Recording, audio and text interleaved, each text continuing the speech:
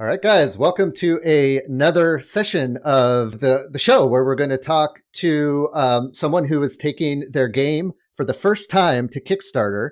And we're going to see what they've done to prepare. And then we're going to interview them again after the campaign is over to see how it went, what lessons they learned, and anything that we can apply to our own Kickstarters for those of us who are out there in the world looking to bring our own tabletop games to Kickstarter. So today we have two for the price of one. We have Morten and Andreas, and they are here to talk about Morten's game, Viking Raiders. How are you guys doing today? Yeah, good. We're feeling great. We're feeling tense and excited, and maybe a little bit tired. Exactly, spot on. Yeah, I I bet. think it's par for the course, right? I bet. Yeah, it's a lot of work, and I was just talking to you guys earlier, and you've been out to Essen, and I'm sure that was a lot of work just by itself, and now you're just going straight into your Kickstarter. So that's very exciting, and I'd love to dig in and talk about that a little bit. Really quick before we do that, though, if you can tell me just a little bit about yourself and how you got started in the game design world. Wow, I always find it hard to talk about myself and keep it short, but I'll give it a go. I'm half Danish and half English. I'm 50 years old, and I've had a life of kind of creativity and project management. And I don't know if we should just say quickly hi to Andreas as well. Absolutely. I'm Andreas. I'm Morten's daughter's boyfriend, and I've been a part Nice. of the on the sideline of the game from the beginning, and been watching the development of it, and couldn't help but loving it, and wanting to be a part of bringing it to Kickstarter. That's fantastic. Very cool. So I can follow up and say, well, how did I get into game design?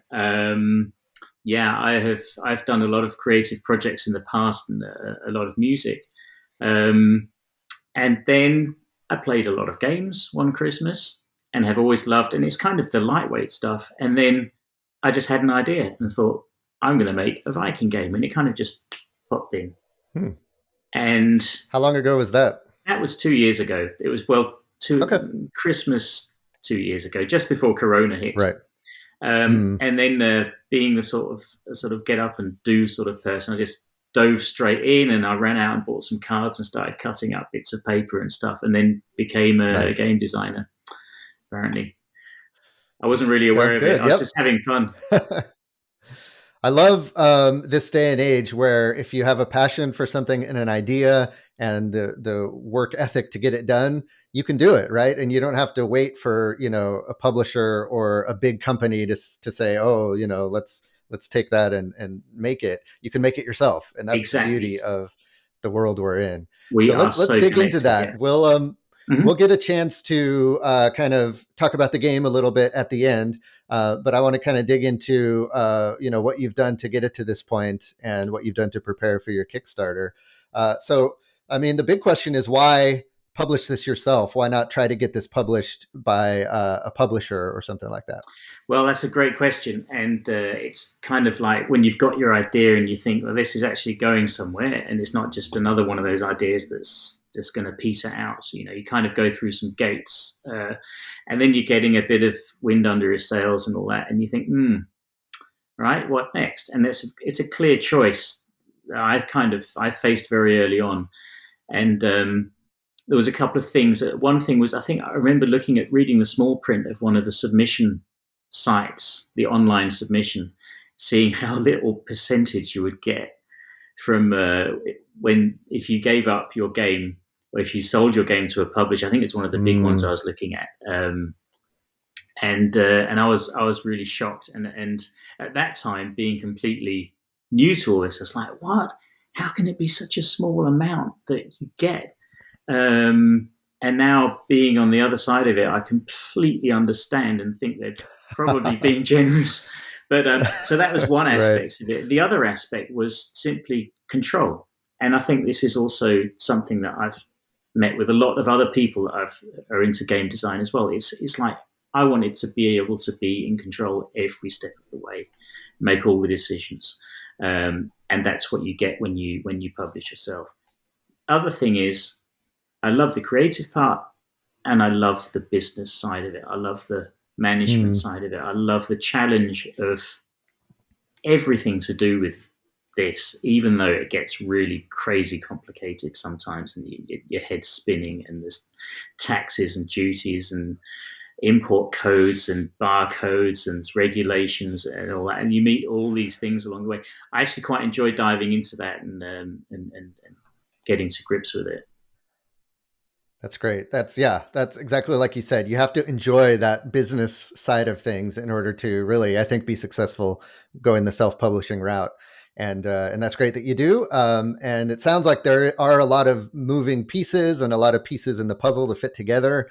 So sometimes, it looks like you already have, someone there that's helping you. So maybe talk a little bit about, the team that has helped you put this together.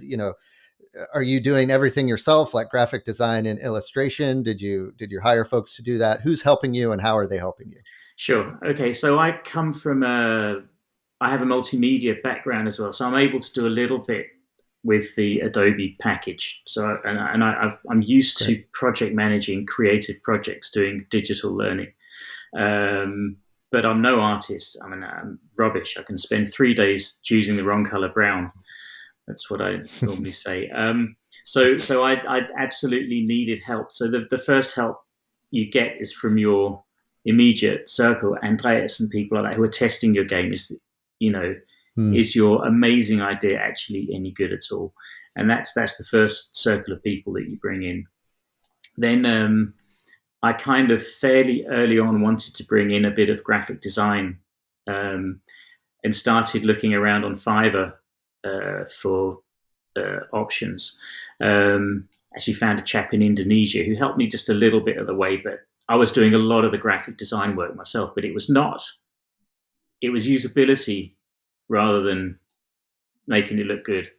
So it was about, for example, on your cards, having icons in both corners of the card so that people can read it. It was about being able to tell what you're doing on the table and that kind of thing. So I was able to do that myself. The actual nice artwork, I kind of thought, well, that's only worth investing in if it's actually going to get beyond certain other gates. So I ran solo for quite a long time with this, with a lot of play testing with the family. We did have a lot of fun. Yeah, we did. And Andreas was nice. Yeah, raiding wouldn't be the same without Andreas, let's say. So awesome. So then it got to a stage where I thought, okay, now I need to test this with other people. We need to do some blind play testing. It kind of got the instructions ready. So then I guess I'm involving a prototype manufacturer where I got 30 copies sent up. And then, so that sourcing, took a bit of work as well.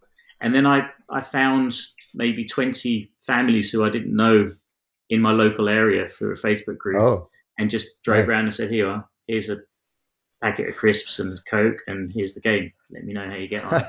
And I did a survey. So I then involved, so it was quite a lot of people actually at that stage who were giving me feedback.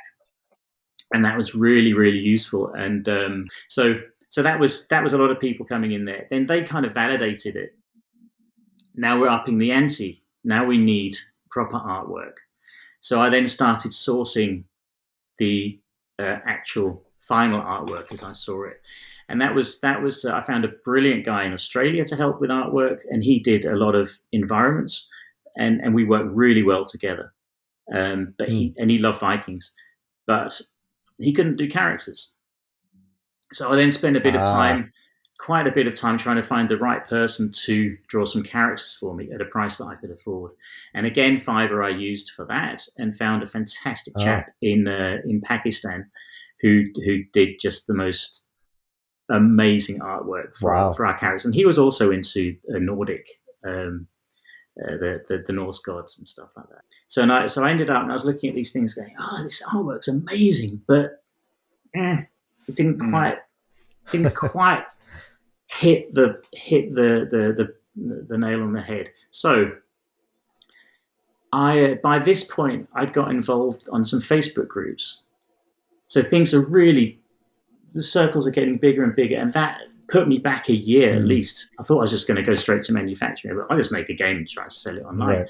But then through the Facebook groups and Board Game Design Lab particularly, I realized how little I knew, how much I had to do, heard about Kickstarter, started learning about that, and had to educate on the entire board game phenomenon, if you like.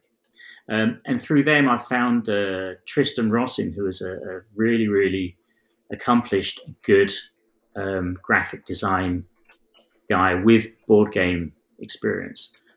So I had a chat with him. I felt really lucky when I managed to land a deal with him to spend some days looking at the design. So his job was to make all the ends come together. I also had a logo from yet another graphic designer. So me and him, we worked together and came up with the final design. I mean, his input was absolutely phenomenal. So that's basically taking it to a level where I think this is good enough. This is professional. This is I think top dollar. So let's talk a little bit about the Kickstarter page. What approach are you taking as you put it together? Are you looking at other examples of other Kickstarters? Are you using a guide or a checklist or something? What is your kind of approach and philosophy to that? That's a great question. We have been collecting inspiration from Kickstarter pages that we like over the last 2 or 3 months. And we have then done a kind of analysis of what's the approach of putting these things together and what's the order. So we've kind of thought, well, this campaign is doing that part really well. Is talking, maybe their shipping table looks fantastic. All right, well, let's borrow from that. But we didn't like the way they did something else. So we then ignore the other part and then choose, for example, how do they display their product, or how do they display their pledge levels. So we've then me and Andreas have been going through it, talking about what we think works and don't work, and then we've decided sections first. Which order do we want to present our the Kickstarter in, and then and now we're into the weeds of actually getting it to look good in those sections, and then we're going to sort of zoom out and have a look. Does it all hang together? Yeah, it's interesting because different people buy games for different reasons. Some buy because of the theme, some buy because of the weight, lightweight, or the type of game it is, the mechanics used. Some really dig into the gameplay and read through the rule book and make sure it's it's going to be crunchy enough or whatever. And so it's definitely, I can imagine, a hard decision what you're going to feature and where and what you're going to highlight in order to kind of target the right audience. What have you kind of gone through the exercise of like deciding who your target audience is, or do you know who you're trying to get excited about this game? Yeah, that's funny, isn't it? Because our target audience isn't Kickstarter, really. I mean, it's kind of always been family, the lightweight, the people who want to not play Monopoly or Uno anymore. Maybe with someone in the family who wants to bring people towards Dominion and Magic the Gathering. So it's a kind of gateway experience. So I think a lot of people we want to hit are probably non-Kickstarter, although Kickstarter people are obviously an audience as well. So yes, we've thought about who we're trying to hit. That's been really present in our marketing strategy, in our audience definition, is that we've been aware that we're not going to be able to both sell our game and sell Kickstarter concept. It's too much of a heavy lift. So we have to take people who already know Kickstarter, because it's too complicated for the average person. But we've also let's talk about that. Let's talk about how you've built the audience and what techniques and where you've gone to try to find people to get excited and who might be excited about this game. Brilliant. I'll start briefly and then I'll pass over to Andreas in a moment. I started when I was back in, once I'd listened to loads of podcasts and realized, to my horror, I had to build my own audience. Like, oh my God, what? Are you kidding? I thought I could just drop it and it would be an instant hit. Right.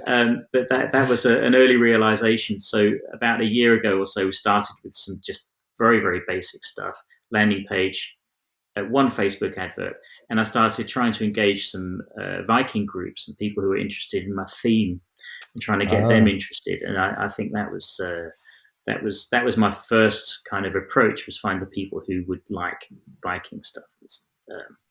And then I think if we want to talk a bit more about our approach to audience, and Andreas, have you got anything to say about that? Because Andreas is the one who's been setting up our Facebook campaign and running that.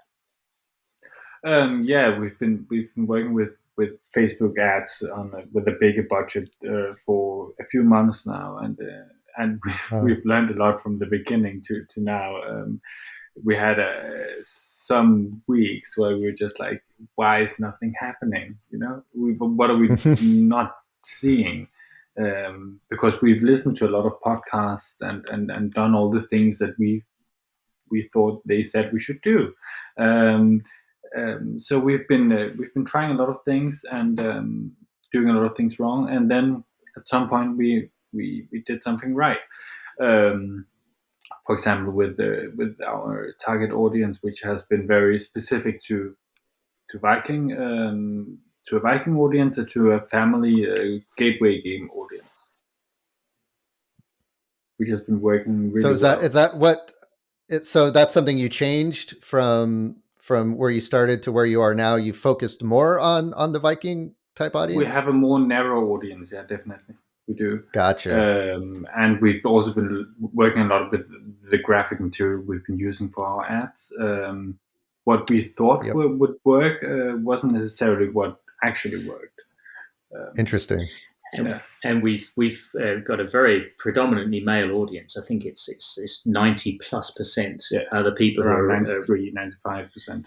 And that's probably a combination of Viking and Kickstarter or board game interest. And that kind of, so on our promo video, we kick off with some nice heavy music, just as a little taster, because that hopefully will also sort of give a bit of a thumbs up from that audience.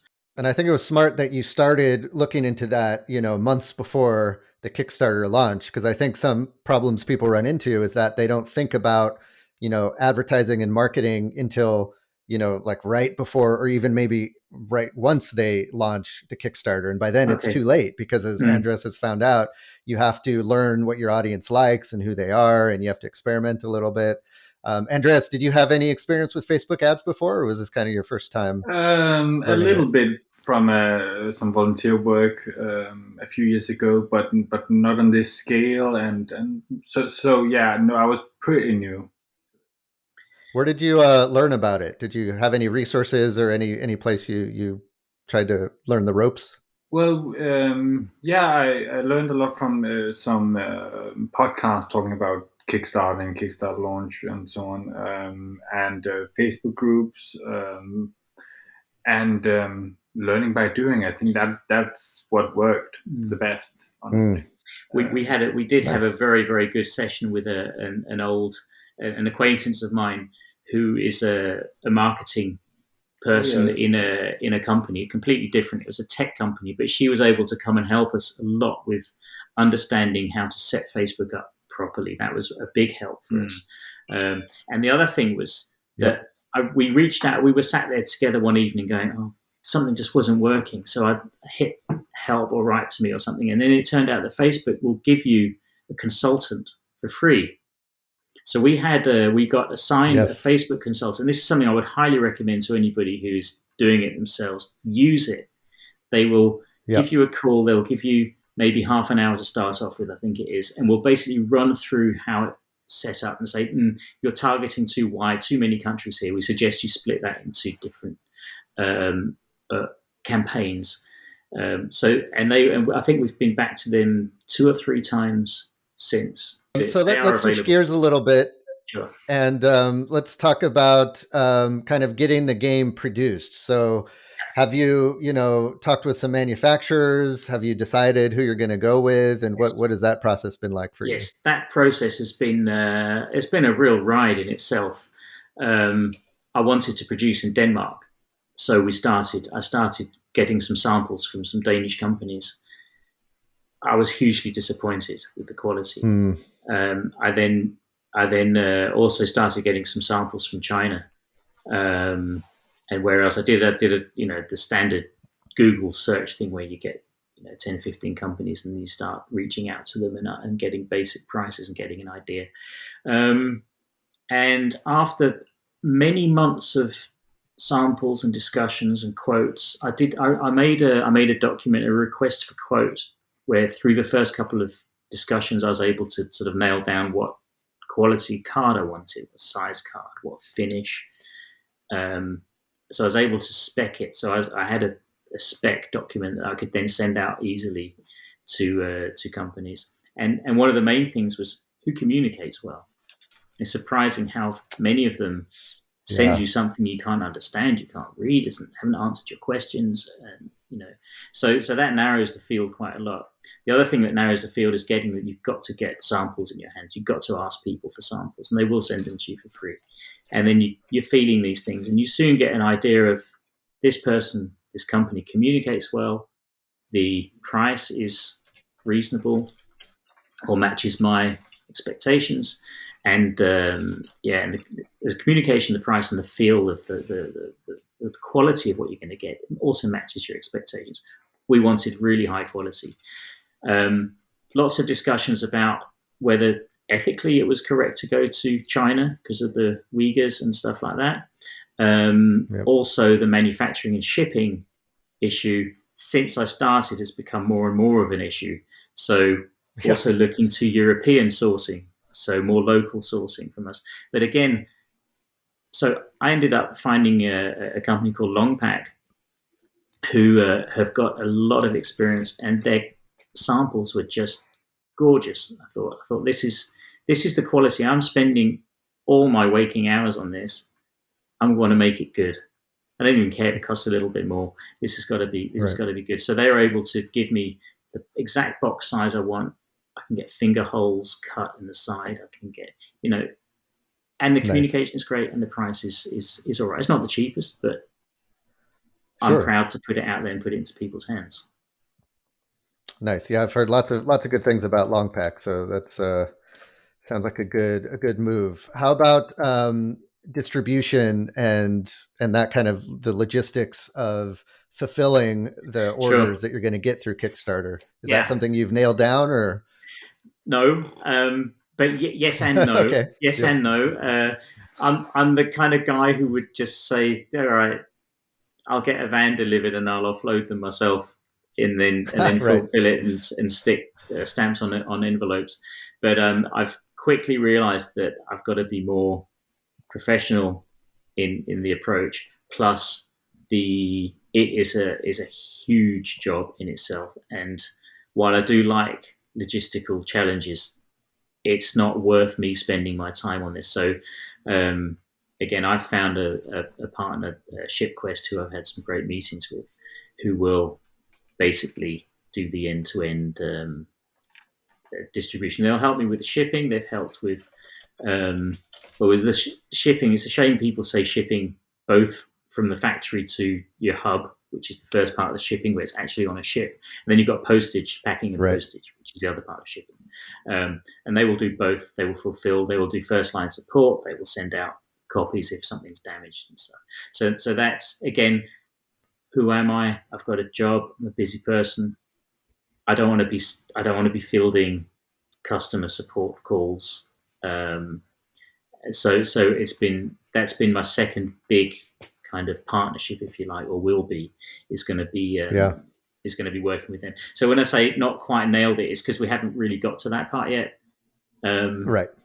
There will be assigning. You've done your kind of your due diligence up to this point and found someone you think you'd like to work with. Because I imagine that, it is tempting to do it yourself, right? And it sounds, like you like the challenge and you want to figure this stuff out and save some money by doing it yourself. But I feel like, especially if you don't have the experience, if this is your first time, then, any kind of mistake you might make could end up being a real expensive mistake. And you don't ship it the right way, or you don't get the right container size, or something happens. And we've all heard the horror stories where, someone ends up, having to go out of pocket to fulfill like largely out of pocket to fulfill the games from Kickstarter because they made a miscalculation somewhere. And so I think it's super smart that you're going with a company that has experience there. Absolutely, thanks. It does mitigate. I'd say it mitigates the risk. It doesn't remove it. I think you still have a lot of responsibility as a self-publisher to follow up and keep your eye on the ball. You can't just sort of look away. These people also will make mistakes and things. So you've got. I mean, the factory quoted me. I was looking for an enamel pin. How much does it weigh? They said it's 50 grams per pin. So I just blindly calculating. What? Okay, go out and weigh one. It's like 3 grams. Like, hang on a minute. Go onto the factory. Wow. I'd like to just double check that, please. I think you've made a mistake. Oh, sorry. Yeah, it was 5 grams, not 50 grams. Yeah. Wow. So the point of this is that even though you're working with partners who are professionals, you've got to keep a level of responsibility and awareness yourself. Still your project, right? And so it's our money at the end of the day. Though it's the backers' money. It's we're going to have to fill any gaps. So talking about money, how did you decide, how to price your product on Kickstarter, what the different pledge levels are going to be, and then, along with that, what your ultimate funding goal is going to be? What went into determining that? Yeah, we had a lot of fun doing that the last couple of days. What have we got? We have worked out a landed price at a hub. We have put an extra 100% on shipping, just, and we're all the way through. We've kind of tried to be generous with giving a bit of margins. We've then added taxes. So for the European market, we have to calculate 25% tax, and then we have looked at different regions and the shipping tables and kind of worked out a base price that we think is financially is not only viable but will cover some of our development costs and stuff. So we will make some profit on it. It's not crazy, but we want to be making a bit of money if we can, at least to cover costs and to be able to fill any holes that suddenly appear, which I'm sure there will be some. So then on top of that, we have obviously asked our playtesters and everyone around us what they think is a reasonable price. We live in an expensive country, so we also look at what other Kickstarters take and have got a fairly good feel for what our price point should be. And we've had advice from different people about different things. And generally, ours is a card game with 200 cards. We're coming in at under $30. Some people will say 25. Okay. Yep. We're gonna 25 is we're gonna put it 28. We want that $3 margin for shipping at least. And for some. So you're including shipping in that cost. That's shipping from the factory. Sorry, this is why shipping is a confusing term, because postage and packaging is on top of that. Yes. So on the advice of this is one of the great things about having a partner like ShipQuest is they can advise you and they say, well, because it's going to be more expensive for us to send it to the States, we can then take the tax saved, the VAT saved, and use that to subsidize the shipping, the postage and packing cost for the States. So we're trying to get a balanced price point between how much you're paying for postage and how much you're paying for the actual game, and then balancing that out. On top of that, we've then looked at some pledge levels. We've thrown in some mats and probably some enamel pins. We're not 100% sure yet. And then tried to have one of those pricing structures where you think, oh, well, just for this little bit more, I can get that, and try and kind of slowly push people up the pledge level train. That's great. So let's as we start to wrap up here, let's talk some numbers. Right. Can you kind of give me an estimate, or as close to actual as possible, of kind of the number of followers you have now on places like Kickstarter and your social media pages? Absolutely. I checked before the call, so it's as fresh as it can get, I think. Kickstarter, around 350 have clicked the let me know on launch button. Great. On our Facebook group, there's 278. Instagram 500, although Instagram is I have very little faith in its ability to do anything for anybody. And on Right. our newsletter, we have 1,600, just over 1,608. Wow. And here we have a very interesting story that I'd like to share with your viewers. Yep. This is we had a budget. I can't remember exactly how much it was, but we were getting, I think it was about how much we were spending a day when we were getting 5 or 6 backers a day. 150 krona. About 150 krona was about $30, maybe $25-$30. Okay. Not great. Wow, not bad. And this was an advert where you click on the advert, over to the landing page, collect the email, then we've got it. Yep. And Andreas then switched to a lead generation ad where you stay within Facebook, and we were getting 50 to 60 backers a day. Wow. Emails. It was a 10-fold increase by switching to lead generation. And then we've been very, very interested to see what's the value of these. Are they still opening the welcome mail? Are they engaging? And obviously they're not engaging anywhere near as much. I don't know what the actual numbers. Do you have the numbers? Yeah, I think opening the welcome email it was, before we changed, it was 48%, and after it has fallen to 38%. So it's 10% less, but then again, it's 10 times not too bad. Many. 10 times as many. Yeah, right. Exactly. So yeah. Plus then the result of that little workflow is you end up in the Facebook group, right? That's true. Yeah. So we've been able to send people straight to the Facebook group afterwards, which has also been a big help. So that's I think that's our top tip of the day, isn't it? That's a great insight. Yeah, that's very helpful. So and I like that you are focusing Facebook ads into the newsletter, and I think that's smart. I think a lot of people will not do that. They'll take their Facebook ads and send people to their Facebook page or to the Kickstarter page or some other place. But really, I come from a marketing background, and they always say the money is in the emails and the email list, and those people will stick around with you even after the campaign, and they'll continue to engage with you. So that's a really big point, because if you get 20% who happen to see the email, who back you, you've still got their email. There's 80% you can keep squeezing for the post campaign, and there's a lot more juice to be squeezed out of that for sure. And then don't forget, these are people who actually probably want what you've got. So it's a case of just getting it in front of them at the right time. And people have vastly different email strategies. Me and Andreas, we're zero unread mail people. So it's like, well, why would you resend something?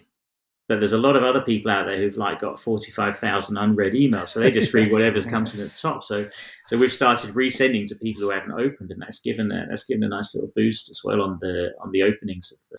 Yeah. Cool. So why don't you tell us a little bit more about the game, how it plays, what kind of game it is, and where people can find out more about it.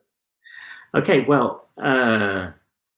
The game is, it's, as we said earlier, it's like a gateway family game for 2 to 5 players.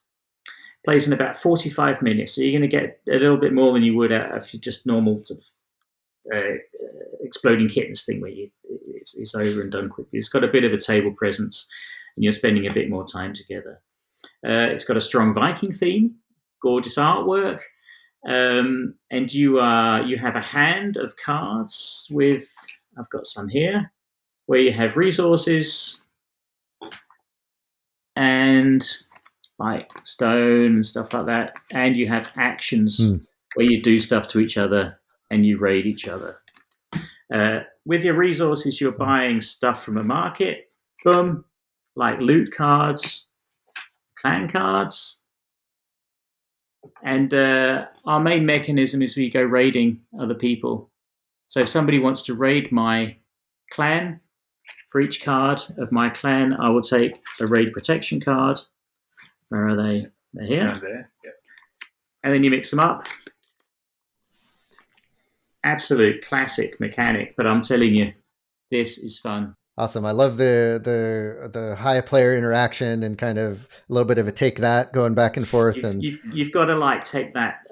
But again, we've had some reviewers point out that they don't generally like take that. But in this, it's so much of a premise, and it's not just take that. There's a fair amount of luck involved as well, so it doesn't feel as take that-y as some other take that games. Well, I like a game where it knows it's a take that game, and it's built around that, versus a game that's like, very strategic. Then all of a sudden there's one thing where you can steal something from somebody, and then you're back to strategy again. Absolutely. So there's a little bit of strategy, but know you're at the mercy of the gods, basically.